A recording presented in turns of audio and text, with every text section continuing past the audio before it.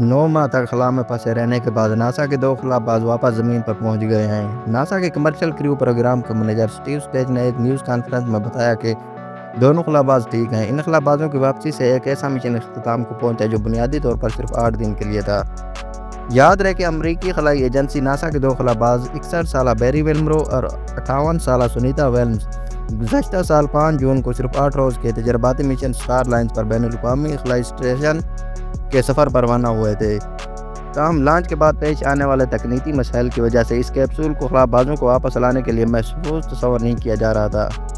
NASA کے space operations mission کے directorate سے منسلک جوئلا مونتالمانو نے کہا کہ خلابازوں کا واپس گھر آنا بہت اچھا ہے، بہت خوبصورت لینڈنگ۔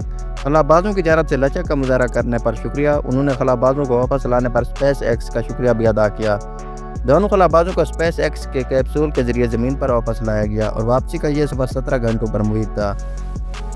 دونوں خلاباز تبھی مرنے کے بعد ہی اپنے گھر والوں سے ملاقات کر سکیں گے۔ سنیتا اور ویلمرو خلا سے اپنی خیریت کے بارے میں سب کو آگاہ رکھنے کے لیے ویڈیو کالز کا سہارا تو لے رہے تھے، مگر ان دونوں کی صحت کے بارے میں سب کو تشویش لاحق رہی۔ ماہرین کا کہنا تھا کہ طویل عرصے تک مائکرو گریوٹی یا وزن میں کمی اور خلا میں تابکاری کی بلند سطح صحت پر منفی اثرات مرتب کر سکتی ہے۔ بیری اور سنیتا بوئنگ کے سٹار لائنز کے ذریعے بین الاقوامی اسپیس اسٹیشن گئے تھے۔ یہ اپنے طرز کی ایک تجرباتی فلائٹ تھی جس میں پہلی مرتبہ انسانوں کو بھیجا گیا تھا، یہ جانچنے کے لیے کہ ایک سے زیادہ بار استعمال کرنے پر اس راکٹ نما طیارے کی کارکردگی کیسی رہتی ہے۔ بوئنگ اور اسپیس ایکس دونوں سے ناسا اپنے خلابازوں کے لیے تجرباتی خلائی پروازیں فراہم کرنے کے لیے اربوں ڈالر کے معاہدے کیے تھے۔ بوئنگ کی مالیت 4.2 ارب US ڈالر تھی، جبکہ اسپیس ایکس کو 2.6 ارب ڈالر ملے تھے۔ واضح ہے کہ اس کمپنی کی بنیاد ارب پتی ایلون ماسک نے رکھی تھی۔ اسپیس ایکس نے اب تک ناسا کے لیے 9 پروازیں خلا میں بھیجی ہیں، ساتھ ہی ساتھ کچھ تجرباتی مشن بھی بھیجے ہیں، لیکن یہ بوئنگ کے عملے کے ساتھ مشن پر جانے کی پہلی کوشش تھی۔ بوئنگ اور ناسا کے انجینئروں نے سٹار لائنز کرافٹ کے ساتھ پیش آنے والے تکنیکی مسائل کو سمجھنے کی کوشش کی۔ وہ خلا اور زمین پر دونوں جگہ ٹیسٹ اور ڈیٹا اکٹھا کر رہے تھے۔ ان کا مقصد مسائل کو جڑ سے ختم کرنے اور سٹار لائنز پر خلابازوں کو بحفاظت گھر واپس لانے کا راستہ تھا۔